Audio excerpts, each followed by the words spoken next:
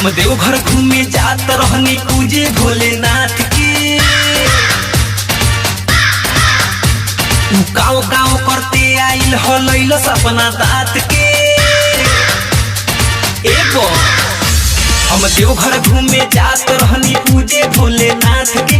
गाँव गाँव करते आइल हो लैल सपना दात के। मोर लोटा कौआ ले गइल कामर में से काट के। मोर लोटा कौआ ले गइल कामर में से काट के। मोर लोटा कौआ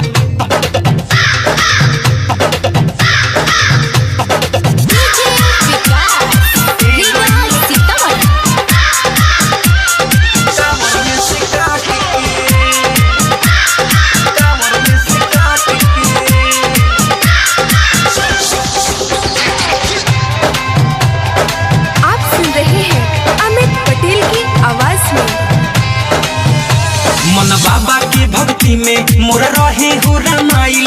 कबले के उड़ल लोटा हमके नाही बुझाई। एगो मन बाबा के भक्ति में मोर रहे हो रामाइल। कबले के उड़ल लोटा हमके नाही बुझाई। जब गइल मोर ध्यान वजन घटल कैसे हाथ के। फिर देखनी लेके उड़त रहे ऊपर हमारा माथ के। मोर लोटा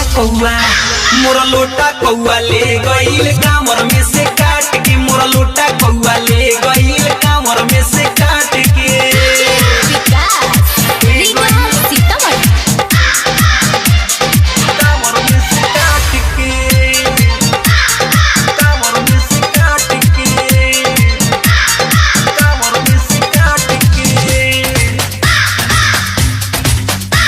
अब का हम लेके जाइब का भोला के चढ़ाइब। जब जइहे बाबा रूसी कैसे उनका मनाइब।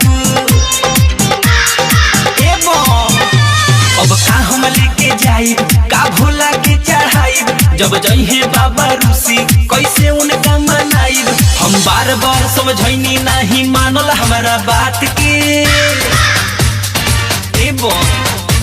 हम बार बार समझैनी नहीं मानल हमारा बात के। मोर लोटा कौआ ले गइल कामर में से काट के। मोर लोटा कौआ ले गइल कामर में से काट के।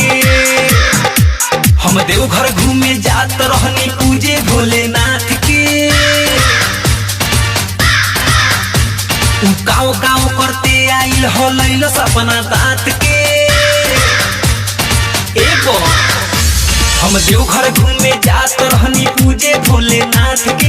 गाँव गाँव करते आइल हो लैल सपना दात के। मोर लोटा कौआ ले गइल कामर में से